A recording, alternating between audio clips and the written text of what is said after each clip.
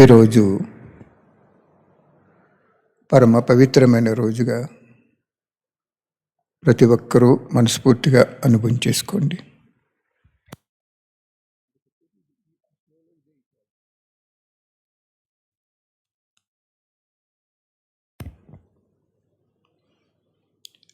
ఈరోజు నక్షత్ర మండలం పైన బంగారు వర్ణము గల ధామంలో సర్వాత్మలకి తండ్రి జ్యోతి స్వరూపుడు పరంధామ నివాసి అయిన శివ పరమాత్మ నుండి మన ఆత్మకి ప్రవాహంలో ఒక దివ్య అలౌకిక శక్తి వస్తున్నట్లు అనుభవం చేసుకోండి. ఆ శక్తి శరీరంలో ప్రతి అవయవానికి వెళ్ళి ఆరోగ్యం ఇస్తున్నట్లు, మనసుకి ప్రశాంతత, బుద్ధికి దివ్యత, సంస్కారాన్ని ధైర్యం ప్రసాదించండి బాబా అని సంకల్పం చేసుకోండి.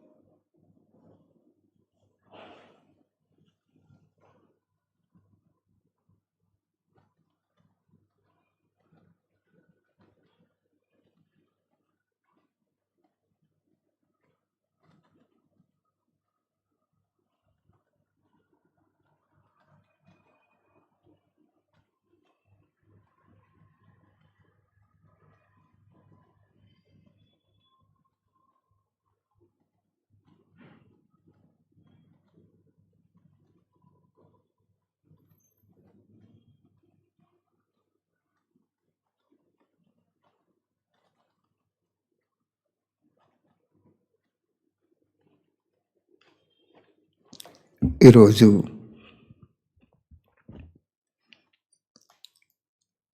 సత్యయుగం అయిపోయింది, త్రేతాయుగం అయిపోయింది, ద్వాపరయుగం కూడా అయిపోయింది.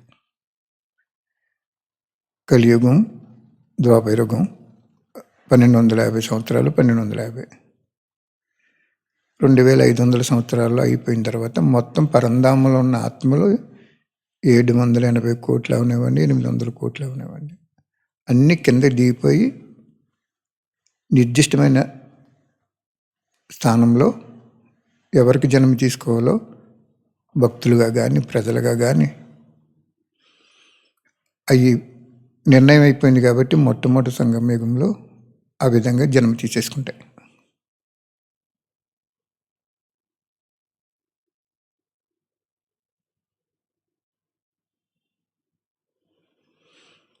అప్పుడు పరమాత్ముడు పరంధామ ఈ సౌర కుటుంబానికి సంబంధించింది ఖాళీ అయిపోద్ది. అక్కడ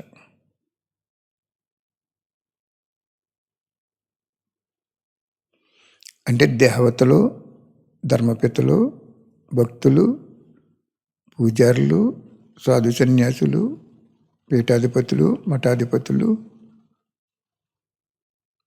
ధర్మపితలు అందరూ వారి వారి శరీరాలు ధరించి పాత్ర ఇక్కడ అభినయిస్తూ ఉన్నారు. ఇప్పుడు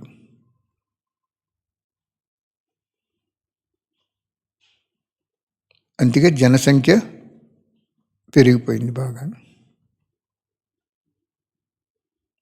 పైనుంచి ఆత్మ వస్తుందంటే మనకు కనపడుతుందా? కనపడదు. ఎందుకు కనపడదు? అభౌతికమైన ఆత్మ భౌతికమైన నయనాలకి కనపడదు.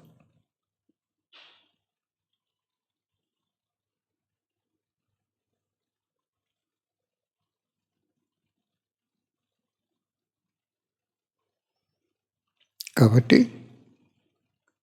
బాగా అనుభవం చేసుకోండి. అప్పుడు భగవంతుడు ప్రజాపతి బ్రహ్మ శరీరంలో పరకాయ ప్రవేశం చేసి ఈ జ్ఞానం ఏం చెప్పారు అంటే, ఇది చాలా చిన్న ఆయుష్ గల యుగం అన్నారు, ఈ సంగమయుగం.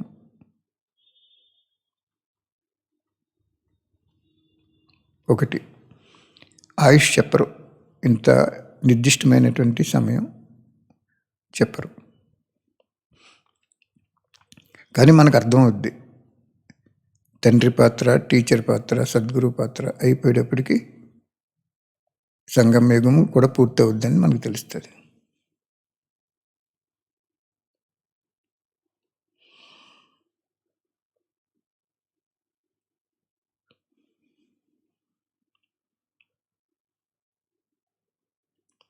ఇటువంటి సమయంలో ఆ పరమాత్ముడు సద్గురువు ఏం చెప్తున్నారు?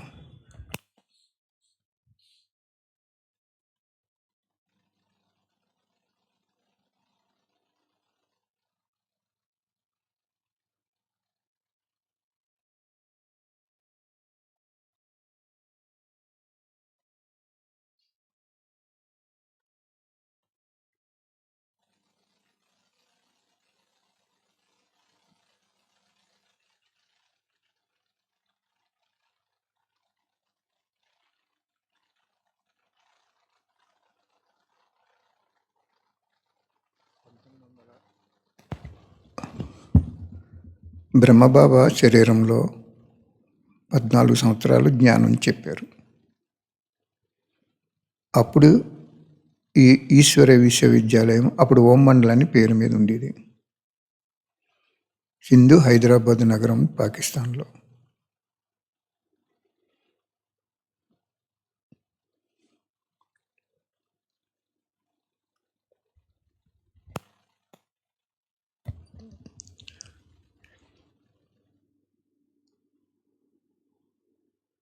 పద్నాలుగు సంవత్సరాలు అక్కడ ఓం మండలం అనే పేరు మీద యజ్ఞం నడిచింది. పరంధామంలో ఉన్న పరమాత్ముడు ఆ ప్రజాపిత బ్రహ్మ శరీరంలోకి వచ్చి జ్ఞానవాక్యాలు చెప్పి పావనం చేయటానికి ఆ సంస్థని స్థాపించారు.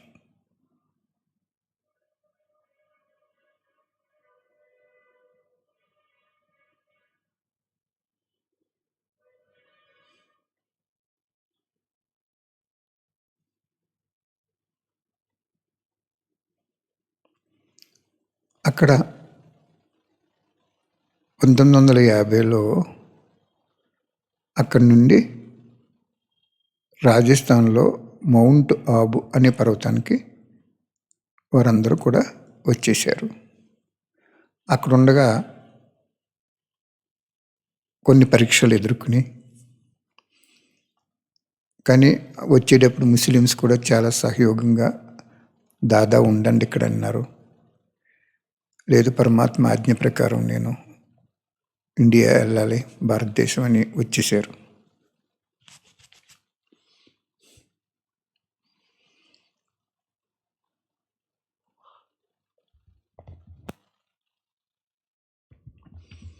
వచ్చిన తర్వాత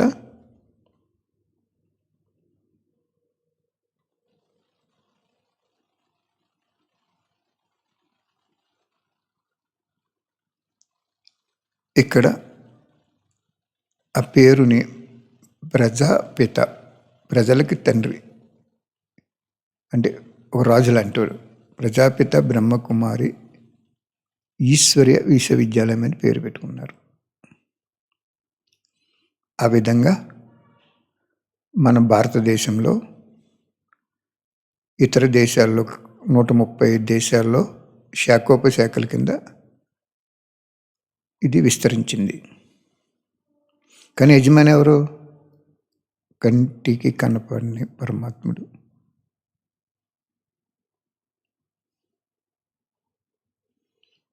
పరమాత్మ ఈరోజు ఒక వాణిలో చెప్తున్నారు, నన్ను మనసుతో పిలండి, నేను హాజరైపోతాను మీ దగ్గరికి అని చెప్పారు.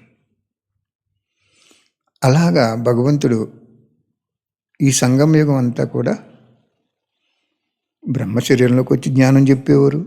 పిల్లలు ఎవరికైనా కష్టాలు వస్తే పిలిస్తే ఏదో ఒక రూపంలో వాళ్ళు భగవంతుడు వచ్చినట్టు అనుభవం అయిపోయేది.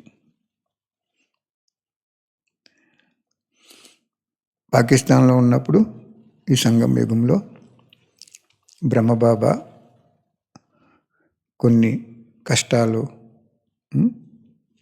అవి ఎదుర్కొని భగవంతుని తోడు పెట్టుకుని యజ్ఞం కూడా పప్పులన్నీ అయిపోయినాయి. ఒకరోజు 350 మంది ఉన్నారు. అప్పుడు భగవంతుడు ఏమనుకున్నాడు అంటే,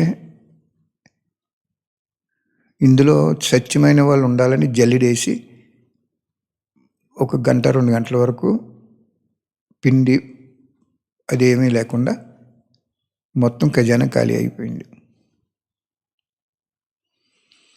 కొంతమంది వెళ్ళిపోయారు. మా ఇంటి దగ్గర మాకు ఇంకా ఉన్నాయి, మేము వెళ్ళి చేస్తాం అంటే జల్లిడేసాడు అన్నమాట. ధాన్యం దూరం నుంచి చూడగానే రాసి అంతా మనం ధాన్యం అనుకుంటాం, జల్లించేటప్పుడు కొంత పొల్లు వెళ్ళిపోద్ది. అలాగే భగవంతుడు వీళ్ళు వెళ్ళిపోయిన 2 గంటలకి ప్రతి రోజు గంట కొట్టేవారు. వాళ్ళందరూ భోజనానికి వచ్చేవారు. ఆ రోజు గంట కొట్టలేదు, పిండి లేదు. భగవంతుడు నడిపించే యజ్ఞానికి భోజనం లేకుండా ఎలా ఉంటుంది? కానీ ఎందుకు ఇవ్వలేదు ఆయన భోజనం? ఎందుకు పెట్టలేదు ముందు? కొంతమంది కేవలము భుజించటానికి, ఏదో విశ్రాంతి తీసుకోవడానికి ఉన్నారు, కానీ భగవంతుని మీద ప్రేమ కానీ, పురుషార్థం కానీ, త్యాగం కానీ, తపస్సు కానీ అంతంత మాత్రం ఉండటం వలన మరి ఖజానా బోల్డ్ అయిపోతుంది. కాబట్టి భగవంతుడు చూడండి, రైతుకి ఈ రాశి అంతా ధాన్యం అని చెప్తాం. రైతు కొనుక్కునేవాడికి వాడు ఇలా పట్టుకు చూసి, ఇది పొల్లు ఉందయా, జల్లించిన తర్వాత ఎగరపోత వేసిన తర్వాత తీసుకుంటానులే అంటాడు. అలాగే బ్రహ్మబాబా ప్రజాపిత బ్రహ్మ ఆయన అందరినీ మంచిగా చూశారు. కానీ ఇందులో ఎవరు సత్యము, ఎవరు ఎందుకున్నారు, కేవలం దేనికోసం ఉన్నారనేది గ్రహించలేని కారణంగా భగవంతుడు గ్రహించి ఆ పరీక్ష పెట్టి చాలామంది వెళ్ళిపోయారు. 150 మంది మిగిలారు.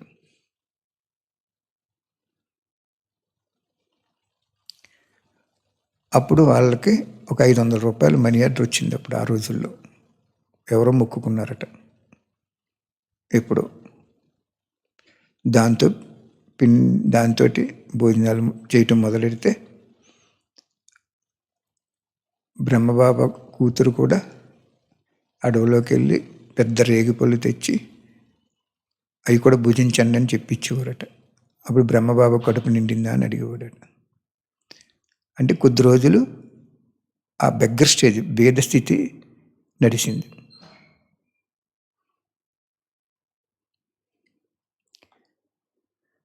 చూడండి, ఆ రోజుల్లో బాబా మీద నిశ్చయం ఉన్న వాళ్ళు, యజ్ఞం మీద నిశ్చయం ఉన్న వాళ్ళే ఉన్నారు, మిగిలిన వాళ్ళు వెళ్ళిపోయారు.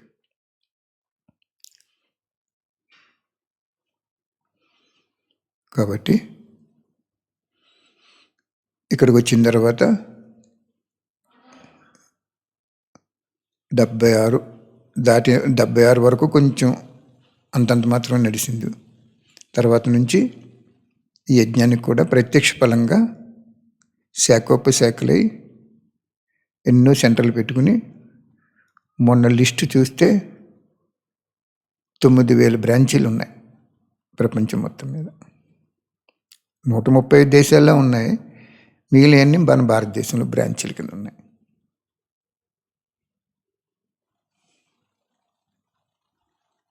నూట 135 దేశాలు ప్లస్ 9,000 బ్రాంచీలు, 135 దేశాలతో కలిసే 9,000 బ్రాంచీలు. ఎందుకంటే మేము హిందీ అమృతవాణి ప్రింట్ చేసి ప్రతి సెంటర్కి ఒక బుక్ పంపమన్నారు బాబా. అందుకోసం చూసామన్నమాట. కాబట్టి బాబా ఇక్కడ మనకి ఏం చెప్తున్నారు అంటే,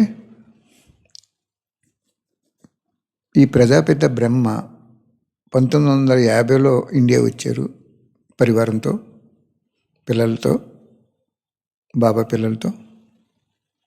69లో ఆయన శరీరాన్ని వదిలేరు. అంటే 33 సంవత్సరాలు ఆయనతో యజ్ఞం నడిపించారు భగవంతుడు. మొదటి గుళ్ళో అంతగా నందిని చూపించారు. నంది మీద శివుడు వస్తాడని. నంది మీద రారు, అంటే ఇక్కడ ఈ శరీరంలో వచ్చిన దాన్ని గుర్తుగా అలా చూపిస్తారు. ఎంచేతనే భక్తులకి అంత పూర్తి జ్ఞానం ఇమిడి ఉండదు కాబట్టి.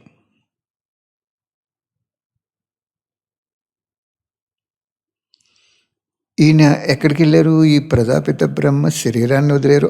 ఆత్మకి మరణం లేదు కదా. ఈ ఆత్మని పరమాత్ముడు సూక్ష్మవతనం అని, పరంధామాకి ఈ సాకార లోకాన్ని మధ్యలో ఉండే వతనం అది. అదంత కాంతిపుంజం. అక్కడ ఆత్మలో పరిస్థితి శరీరంలో ఉంటాయి. చూడండి, మనకి చిత్రాల్లో చూపించారు. మనుషులే రెక్కల కింద వచ్చి ఎగురుతున్నట్టు చూపిస్తారు. ఈ బ్రహ్మబాబా శరీరం, ఇక్కడ మంచి పాయింట్ ఉంది, క్యాచ్ చేయండి.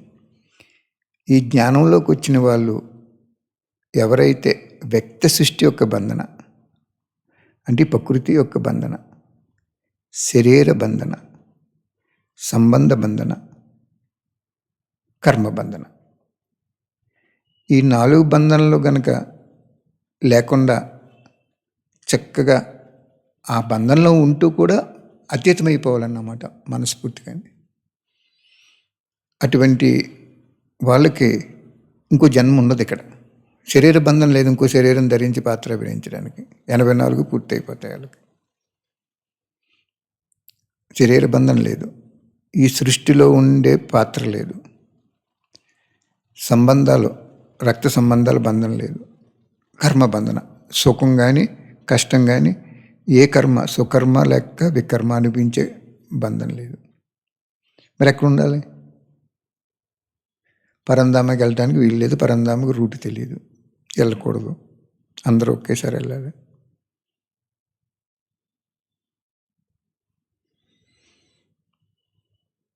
పరంధామ వెళ్ళటానికి వీలు లేదు. అప్పుడు భగవంతుడు ఇటువంటి 4 బంధనాలు తెగిటించుకుని పరిస్థాగా అయ్యేటువంటి వాళ్ళు అక్కడ ఉంటారు. ఎక్కడ? సూక్ష్మతంలో. ఈ బ్రహ్మబాబాని ఆ విధంగా తీసుకెళ్ళారు. శరీరం ఇక్కడ వదిలేసింది ఆత్మ, పరిస్థితి శరీరంతో అక్కడ ఉన్నారు. అక్కడ రాత్రి ఉండదు, పగలు ఉండదు. అక్కడికి ఎందుకు తీసుకెళ్ళాడు ఈయన భగవంతుడు? ఈ పరీక్షలన్నిటిలో విజయం పొంది సంపూర్ణంగా మిగిలిపోయాడు ఆయన. సంపూర్ణం అయిపోయారు. సముద్రాన్ని చిలికింటున్నప్పుడు అమృతం వచ్చే వరకు అందరూ చిలికించారు. వచ్చిన తర్వాత దేవతలకు పంచిపెట్టాడు. అది చెప్తారు కదా భక్తులు.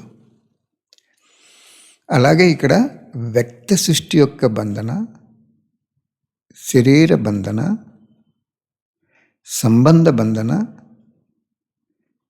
ఏ విధమైన కర్మబంధన లేకుండా ఉన్న వాళ్ళు అక్కడ పరిస్థితిగా ఉంటారు.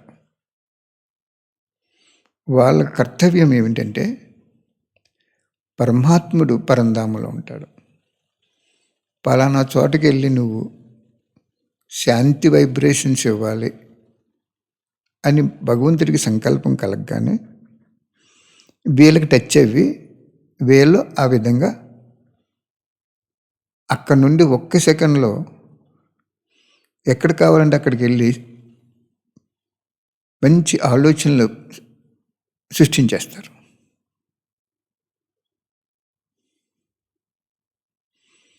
ఒక రూమ్లో మంచి సుగంధి వాసన వచ్చి అగరొత్తి వెలిగించామనుకోండి, సువాసన వస్తుంది. అక్కడ కొంచెం పక్కన మురుకుతూ వాసన కొడుతుంది అనుకోండి, అగరొత్తి వెలిగించండి, ఏమవుద్ది? అది ఆగిపోద్ది. అలాగా వీళ్ళ చేత భగవంతుడు బ్రహ్మబాబాని 1969 సర్వత్వం నుంచి ఇప్పుడు వరకు, ఇంకా ముందు వరకు, వినాశనం అవి వరకు ఆయన్ని ఫాస్ట్ సర్వీస్ చేయించాడు. ఎలాగా? ఇప్పుడు అమెరికాలో సెంటర్ పెట్టారనుకోండి, రాజయోగ శస్త్రం ఏదో పెడతారు అక్కడ. అక్కడ జ్ఞానం చెప్తున్నప్పుడు వీళ్ళ పైనుంచి ఈ పరిస్థితులు అక్కడ వెళ్తారు.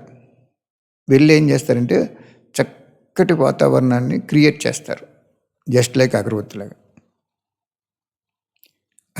దాన్ని అడ్వాన్స్ పార్టీ అంటారు. అంటే అడ్వాన్స్గానే వీళ్ళు అక్కడికి వెళ్ళి, మనం వెళ్ళి ఏం చేస్తామంటే స్టేజ్ మీద ఏదో స్పీచ్ ఇస్తాం, లేకపోతే సెంటర్ పెట్టుకుంటాం, ఈ విధంగా చేస్తాం. కానీ వాళ్ళు ఏం చేస్తారంటే వాళ్ళ మనసుని ప్రశాంతత తీసుకొచ్చేస్తారు. అంచేత బ్రహ్మబాబాని ఫాస్ట్ సర్వీస్ కోసం అక్కడికి తీసుకెళ్ళారు శివబాబా. ఇలాగ కొద్దిమంది వెళ్ళారు. వ్యక్తి సృష్టి యొక్క బంధన, శరీర బంధన, కర్మబంధన, కర్మబంధన, ఈ 4 లేని వల్ల అక్కడ ఉంటారు. గొప్ప చెప్పటం కాదు నేను, బాబా కూడా చెప్పారు నాకు. మాతాజీ ఈ శివపరమాత్మ జ్ఞాన యజ్ఞంలో ఉన్న మాత అంటే లక్ష్మక్కయ్య గారు ఇప్పుడు అక్కడే ఉన్నారు. వారి వల్లనే ఈ యజ్ఞం కూడా చాలా ఫాస్ట్గా జరుగుతుందని చెప్తున్నారు బాబా, చెప్పారు నాకు బాబా. ఇప్పుడు చూడండి, ఈరోజు గోవా పంపాలి బుక్స్, అన్ని లాంగ్వేజ్లు 2,000 పంపాలి. ఎక్కడ గోవా, ఎక్కడ తాడేపల్లిగూడెం, ఎక్కడ కర్ణాటక, ఎక్కడ తాడేపల్లిగూడెం, ఎక్కడ మనకి చెన్నై, ఎక్కడ తాడేపల్లిగూడెం.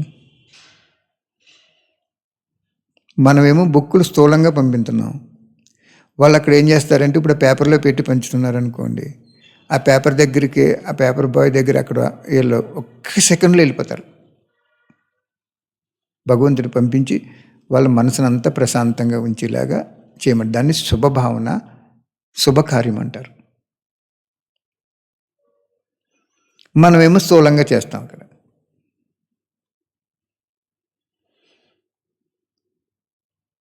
ఆ విధంగా ఈ సూక్ష్మవతనంలో ఎందుకు చేసాడు అంటే భగవంతుడు ఈ అడ్వాన్స్గా సంపూర్ణం అయిపోయిన వాళ్ళు అక్కడ ఉంటారు. వాళ్ళ చేత ఫాస్ట్ సర్వీస్ చేయించారు పరమాత్ముడు. దానికి ఎలా చెప్పారంటే పరమాత్మ శివుడు నాకు, ఇతర దేశం వెళ్ళాలన్నప్పుడు ఖండాలు, సముద్రాలు దాటి వెళ్ళాలి. రైలు మార్గం వేయగలరా? వేయలేరు. షిప్లో వెళ్ళాలంటే నెల, 15 రోజులు, 20 రోజులు దూరాన్ని బట్టి పడుతుంది. అదే ఫ్లైట్ మీద వెళ్తే తెల్లారేటప్పటికి వెళ్ళిపోతారు, 24 అవర్స్లో వెళ్ళిపోతారు. 3 ప్రయాణమే. ట్రైన్ మీద వెళ్ళాలన్నా ప్రయాణమే, కానీ ట్రైన్ రూట్ వేయలేరు. పోనీ షిప్లో వెళ్ళాలంటే వెళ్ళొచ్చు, లేట్ అయిపోద్ది. అదే మనకి దీని మీద వెళ్ళాలంటే, ఫ్లైట్ మీద వెళ్ళాలంటే వెళ్ళిపోతారు. అలాగే ఫ్లైట్ లాంటి వాళ్ళు అన్నమాట ఈ సూక్ష్మ శరీరదారులందరూ కూడా. బాగా అర్థం చేసుకోండి. ఈ జ్ఞానంలో ఉన్న వాళ్ళందరి చరిత్ర అక్కడ ఉంటుంది.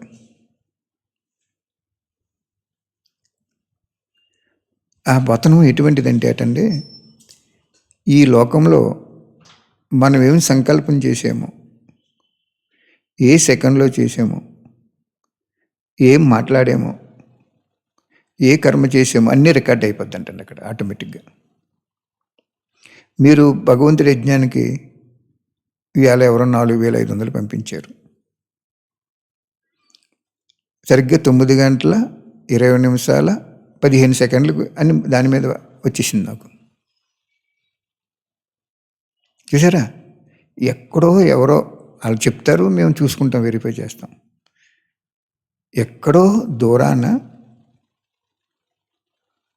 వాళ్ళు ఇక్కడ బాబా యజ్ఞానికి 4500 పంపాలన్నప్పుడు ఉదయం 9 గంటలకి 20 నిమిషాల 15 సెకండ్లని అక్కడ టైం పడిపోయింది, పంపించేశారు.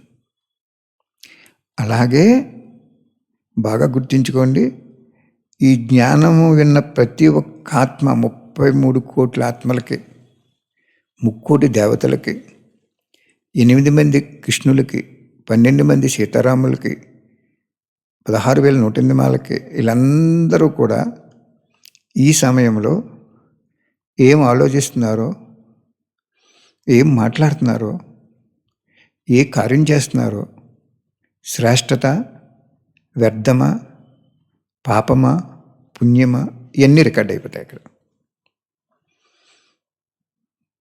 అదే చెప్పారు పరమాత్ముడు. నేనేమి చూడక్కర్లేదు, ఎవరికి వాళ్ళు అక్కడ రికార్డ్ అయిపోద్ది అన్నారు. ఏ విధంగా అయితే సీసీ కెమెరా లాగా షాప్లో కూర్చున్న మేనేజర్ దగ్గర సీసీ కెమెరా ఉంటుంది, కౌంటర్ దగ్గర మొత్తం అంతా చూడగలుగుతాడు, అలా రికార్డ్ అయిపోద్ది అని చెప్పారు. అందుచేత మనం జాగ్రత్తగా జ్ఞానం వినటం, శక్తిని అనుసరించని కాదు, మ్యాక్సిమం ఆచరించడం. సులువైనవే చెప్తారు ఆయన, కష్టం చెప్పరు. ఆచరించటం, మన తనువు, మనసు, ధనాన్ని ఇతరుల భాగ్యం తెలుసుకోవటానికి ఖర్చు పెట్టుకోవటం.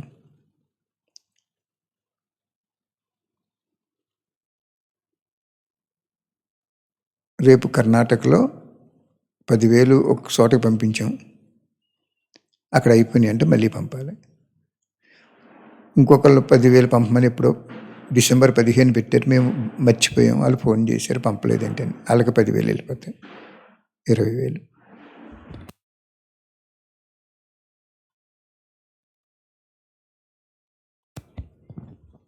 ఇంకా వెళ్ళవలసినవి ఉన్నాయి, షాద్నగర్కి వెళ్ళాలి.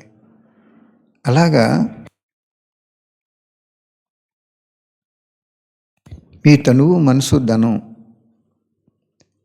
ఎలా ఉపయోగిస్తున్నారో, దేనికోసం ఉపయోగిస్తున్నారో, ఇతరుల భాగ్యం తిరగటానికి ఉపయోగిస్తున్నారా, లేదు మీరు దాచుకోనాక ఉపయోగిస్తున్నారా, భగవంతుడి పేరు మీద కూడా దాచేసుకుంటున్నారా, లేకపోతే భగవంతుడిని ప్రత్యక్షం చేస్తున్నారా, మీ తనువు, మనసు, ధనం అన్నీ ఇచ్చి, ఇవన్నీ అక్కడ రికార్డ్ అయిపోతాయి. చాలా జాగ్రత్తగా మనం జ్ఞానం తెలుసుకున్నాం. మనం అతి చూసి జాగ్రత్తగా మనం అన్నీ పొదుపు చేసుకోవాలి. మాట చక్కగా మధురంగా మాట్లాడాలి, ఆలోచన శుభంగా ఉండాలి, అందరూ బాగుండాలని శుభంగా ఉండాలి.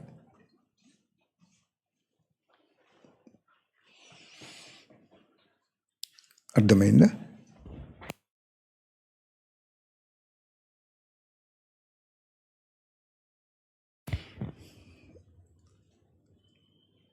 అప్పుడు భగవంతుడు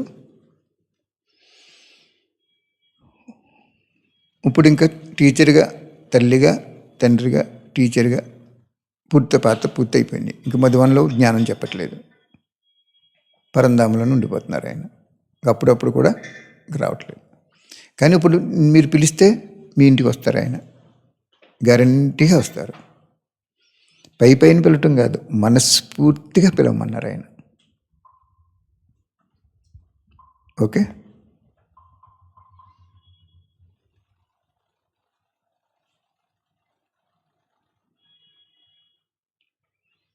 రేపు చెప్పుకుందాం మనం వినాశనం అనేది ఎలాగవుతుంది ఈ సంగమయుగంలో. ఇంతవరకు భగవంతుడి యొక్క యథార్థమైనటువంటి ఆయన ప్రజాపిత బ్రహ్మ శరీరంలోకి వచ్చి చెప్పింది మీకు చెప్పడం మర్చిపోయాను. ఈ ప్రజాపిత బ్రహ్మ శరీరం వదిలేసిన తర్వాత గుల్జార్ దాది అనే ఒకరి శరీరంలో భగవంతుడు రావటం మొదలెట్టారు. అందుకే భక్తి మార్గంలో శివలింగం ఎదురుగుండా 2 నందులు చూపిస్తారు. నంది కొమ్ముల్లోంచి మనం చూడాలని. అంటే ఇప్పుడు వాళ్ళ బ్రుకుట్లో భగవంతుడు ప్రవేశించి చెప్పిన వాక్యాలు అన్నమాట. అవి కూడా పూర్తి అయిపోయినాయి. ఇంకా అయిపోయిన ఇంకా వినాశనం అనేది దగ్గరికి వచ్చేసింది. ఎలా చెప్పగలదు? భగవంతుడు 4 పాత్రలు పూర్తయిపోయినాయి. ఇంకా ధర్మరాజు పాత్ర ఎక్కడుంటుంది, వినాశనం అనేది ఎలా జరుగుతుంది, అది రేపు చెప్పుకుందాం. దాంతో మొత్తం జ్ఞానం, మనం చిత్రం తీయాలన్నా ఏం చేయాలన్నా సృష్టి రహస్యము, విశ్వరహస్యము, సృష్టికర్త యొక్క జ్ఞానము, ఆయన కర్తవ్యము అన్నీ కూడా ఇందులో వచ్చేసినాయి.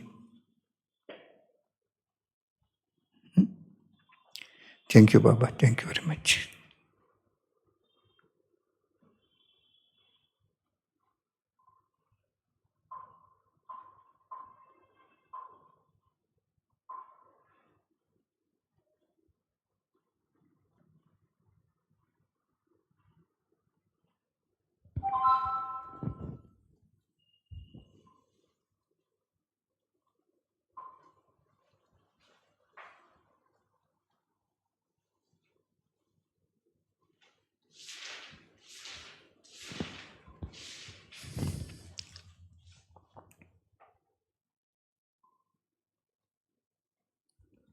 Thank you, Shiv Baba. Thank you for all. Thank you.